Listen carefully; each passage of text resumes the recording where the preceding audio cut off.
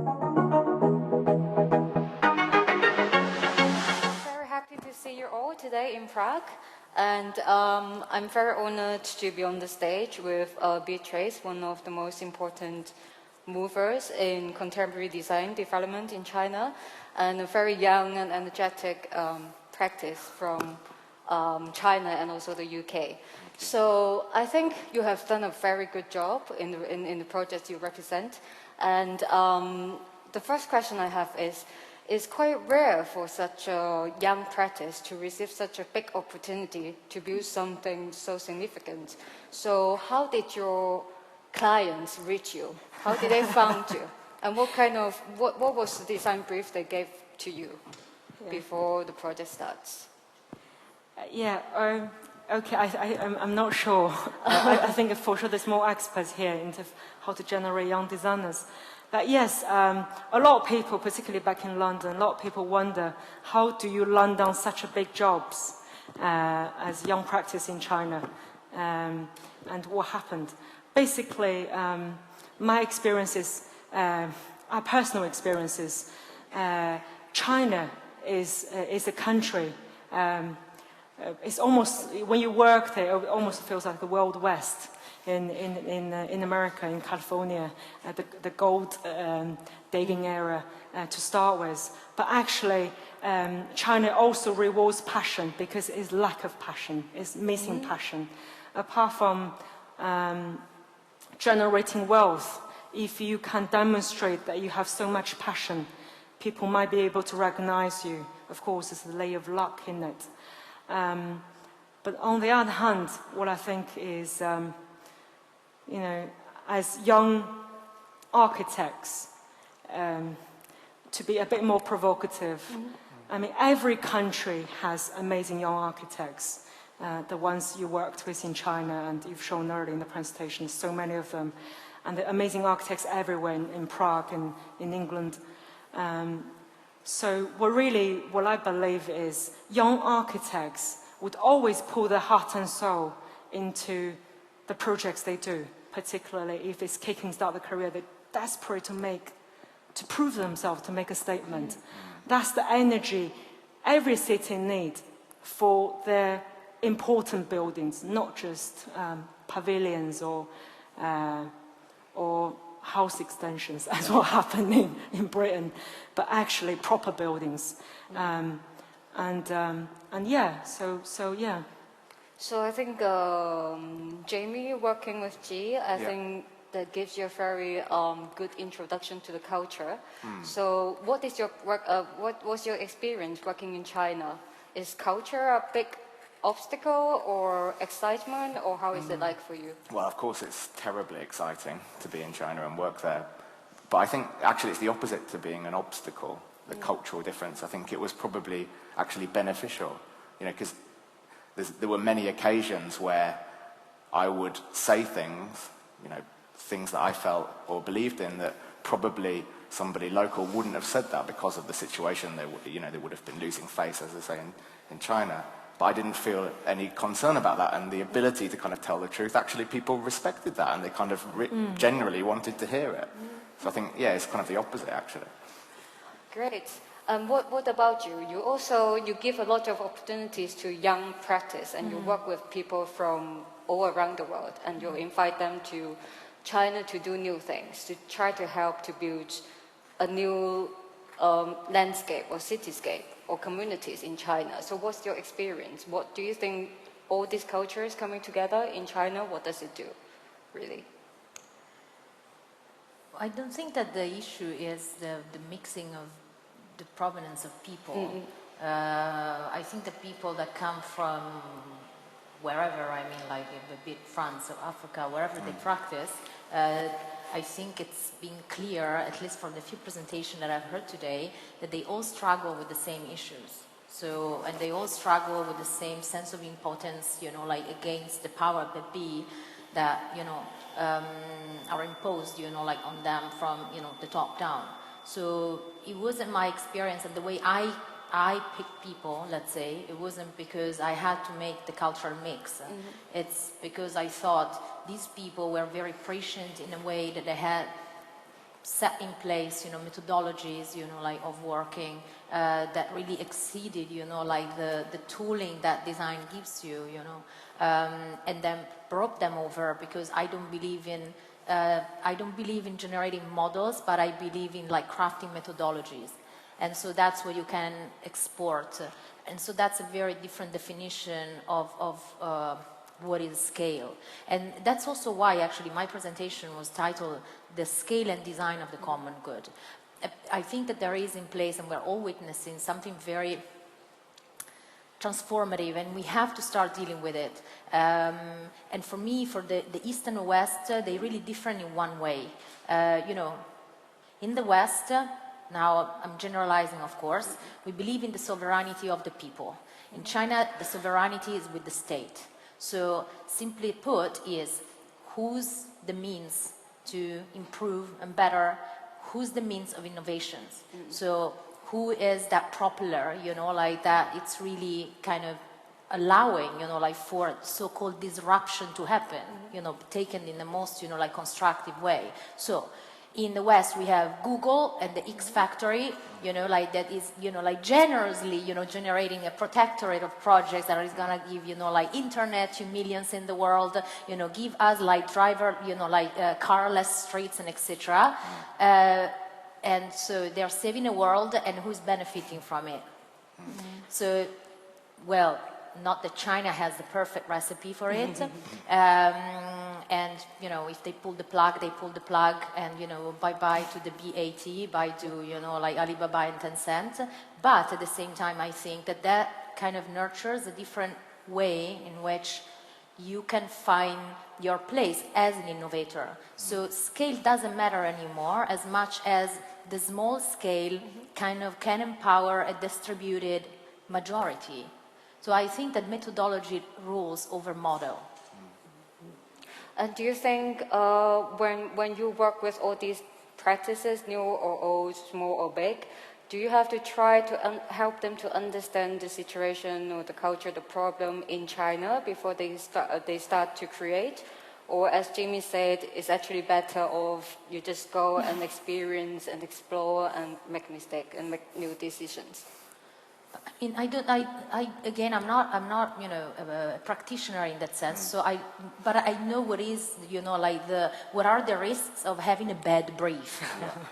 So, and that I think works everywhere. I mean, I do believe in the, in the so-called, like boo-boo of Chinese exceptionalism. There is one, and it's systemic. But I also think that when it comes down, to co-action, co-generation is just an issue of understanding who you're talking to. So yes, you need that step, I find. You can't apply, like the same attitude as if, anywhere else. I mean, maybe you disagree, but... No, I don't disagree at all. I think that it was useful for ourselves to be WallaceLiu, to be, on the one hand, Chinese and on the one hand, British, because we could kind of use that identity in a fluid way to challenge people in ways that they're not used to being challenged. Sometimes we could operate in a very Chinese way, sometimes in a very British way. Yeah. And also, we're not, just even us, say I'm a Chinese, but I'm not working every Chinese city. And I'm not working both Chinese cities. I'm a northerner from North China. So I work in the city Chongqing, which is central Chinese city, which people would describe, so this is the deepest water in China. But I love it. So I think there is a risk of coming in also to say, China can be like this is how you should work in China. But actually, that could be a dangerous, a layer removed. Anywhere you work, you need to know the culture, you need to blend yourself in by genuine curiosity. Means if you just say, I work in Chongqing, which is a central Chinese city, you failed already because you know nothing about it. Yeah. You can't know Chongqing without knowing the how spicy food, what the Sichuanese behave. You cannot go locally, work with people before knowing who is the most important politicians, which is Bo Xilai. And the same, I think, applies to every other city. If we're about to work in more around the world or any other places, it's exactly the same. That place is different. Say you can't say Prague is a Central European city. Prague is very different from these neighbors, and it has inbuilt history that was so long and complex. If you talk about conservation, and Prague has too many layers to offer and too many things to carry. And if you understand, if you can't put yourself in the position of understanding the other side, what they are carrying, then you can't start a conversation. Yeah. Because people think, yes, you want a job, but you're not sincere, I guess. So going back to the central theme of the whole conference, regeneration, I think this term is relatively a new concept in China, because I think in the past couple of decades, when we talk about urban development, the common practice is to just demolish everything and then make place for new development. But in recent years, you see more cases of like preservation or restoration and so on. So what do you think, what changes the circumstances? What has changed in the society that now regeneration is the topic of future development? What do you think? It's just not economic to keep on building, even for the Chinese state. So on a side, there is that, for sure. I mean, I don't want to be the cynical here, but like, we have to be realistic, you know, about things. I mean, what I showed you exists, and exists in, you know, like, you know, and power, you know, so there's plenty of practitioners that are working differently, you know, and well, it is, you know, part of my job as a curator, you know, to give them voice within the context, you know, of like cultural platforms like this, or institutions, or biennales, and etc. But the reality is, you cannot build anymore that much. There is an issue with that. There is an issue with the congestion and, you know, like density of cities. Everything that is happening now is exactly the opposite. It's about decongesting, depopulating cities. It's happening, of course, in Beijing. It's happening, you know, like everywhere else. And there is a serious issue, of course, with the depletion of the environment, which, by the way, the Chinese have been at the forefront of, you know, in fact, for the past years. So maybe not much of it gets to be, you know, like reported or told, but it's easier demonizing, but, you know, million steps ahead. And plus, you know, there's, going back to the people factor, there is an issue, of course, with like, providing, you know, like for the other 57, I think 57% now of the population that is not urbanized. So can't keep on urbanizing, you know, at the expense of environment and etc. So then you move the other front, and then how? But I think that it's true that in specific cases, the discourse was not there. I mean, the issues with hutongs, you know, with the situation with, you know, like with this historical communities, it's been the subject, you know, like of discussion among urbanists for 100 years, you know, like since the beginning of, you know, like the 1900s. It's not that it wasn't there. It was just never a public issue. And I think, of course, generational change does that. You know, like you want to be engaged with something else, for sure. There is the power, you know, like of being young and resourceful. There is also the fact that there is no jobs for you if you want to build, you know, like 12 towers. That's true. And what do you think? Yes, I understand. Yeah, the general understanding of, yes, we cannot build anymore, but I think it's not just the case of China. Very quickly, all around the world will face the same issue. We cannot keep on building, pouring more concrete. That's not the solution. So we have to think creatively about what we've already got. Yeah. So that's that. But by operating on the ground, what I've also experienced is that there is nostalgia. There's a growing nostalgia with people who were born in China in the generation of, they were born perhaps in the 60s and 70s. So they have that particular relationship with Cultural Revolution and all the rest of it. And they are the people, the generation that made most money in the wave of upgrowing, because they were the ones that just go, let's just do it, same as Thatcherism. Let's just do it. Nothing else matters. Let's bend our head down and make money right now. But now they are about to approach the last end of their career, and they were the people that feel nothing has left. There's not enough of memory left. Everything is gone. And there's quite a few recent documentaries revealing that emotion. And these are the people, politicians, stakeholders, CEOs of state-owned companies, they are in position and they feel sorry of what happened in the past, and they are supporting us, in fact. And I think they will be supporting the next generation of architectural practice in conservation and renovation as well. But that is necessary, because I understand there is drive all around us that we have to do this. But the inner drive is equally as important. I think you're completely right. There's this kind of value change in society where it places value on heritage. But I also think there's a kind of value change in development as well. You know, the vast majority, if not all, of China's cities are procured speculatively, and there is money in heritage now that kind of draws people to it. People are interested in it, and when that's the case, people will keep it. You know? So it comes to the big question. So what do we build? What's going to be built, and what do we preserve? How are we going to do it, and who is actually making the decision or driving the direction of how the community or the city is developing? So is it the government or the community or designers, architects? What do you think? Well, I mean, personally, our kind of experience is as kind of designers, when Jee and I design a building or a landscape or something, we talk a lot about character.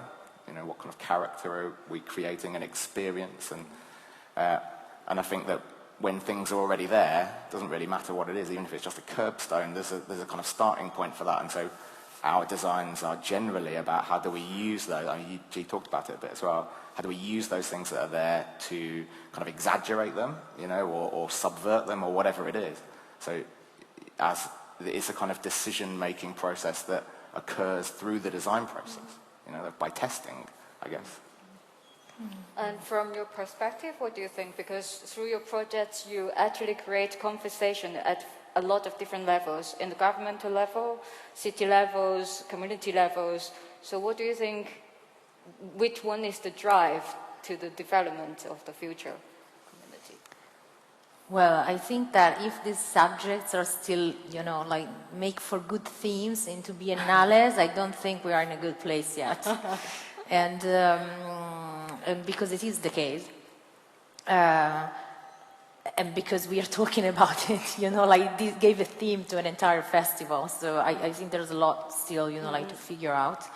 But I think it's a bit like the environmental, the climatic quest. It's like, it's not that it's not something that is not there or that wasn't there or that we haven't asked the question about before. It's just we've got to keep on asking it somehow. So in the process, you know, like I believe that in this festival, you know, we have heard, you know, like there's been people, you know, like coming around with their own experiences or best case practices. So the world is full, you know, like of good pilots, of good intentions, you know. I think it's then how do we take that, you know, to another level, you know, how this enters the level of it's sort of you know, how it enters the systemic level. I don't think we're there yet. So I guess it takes rehearsing. I don't have a reply to that. But I guess that engineering already a methodology to be able to keep on asking the questions with the different parties involved, it's a good goal. Good. So you're optimistic? I want to be at the table, yes. Well, we all have to be. So, well, we don't have much time, but my last question to all three of you is that from your experience and your culture and your work in China, what do you think we can provide or to offer the Western community, per se? It's a very hard question. Yeah. Yeah. Well, I can answer then if you...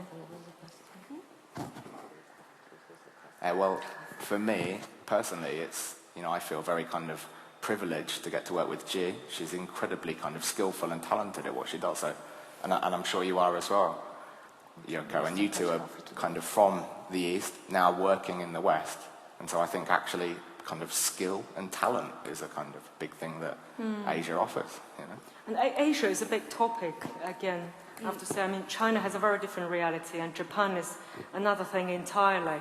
And you have Hong Kong, which is a different reality, and you have Singapore, and you have all the rest of Southeast Asia, and everything else. So I don't think there's a universal sort of understanding of the East, and the universal understanding of the West. I mean, America is very different to Europe. But I think what's in common is it's very hard to build good architecture anywhere. That's my experience in London and in China. And it's very hard to push forward a conservation adaptive scheme anywhere. In China and in London, the museum project, I was involved in 2011. But when I actually get to work on it, already 2016, when it's built in 2019, which is already much more than I would ever imagined. So there is, all around the world, there's not enough real financial drive or backing for conservation. So it's a collective force, which is about, in the UK you have 20th century society on top of everything else you have. And in China, we try to set up Docomomo China, which is looking at the modern heritage, which is a very hard category to look at, because it's much less emotion attached, and particularly when it comes down to communism and everything else, and colonialism. Yeah. So I think, is the common answer probably is, again, back to the previous conversation, give more responsibility to the next generation and let them somehow grab hold of their own fate. So in a way, we don't try and build a perfect world for the next generation, but hand it on, let them make their mistakes and carry on and use their mindset to make that happen. And I think the needs, what happened in China, because it's so fast, time clock, and the West is kind of, Europe, saying perhaps very calm and slow. But in whatever case, the surge of new blood is so important because it's austerity, and this, and that's the battle we have to come across. So, drop down, sorry. Oh, I think they've said enough. Said enough. Sorry. Great. I think, thank you very much for everyone. I think this is just the beginning of the conversation, because when we talk about China, when we talk about East and West, it's a big topic, it's a universal topic. So thank you very much for sharing your experience, and I hope the conversation will continue after the talk. Thank you. Thank you.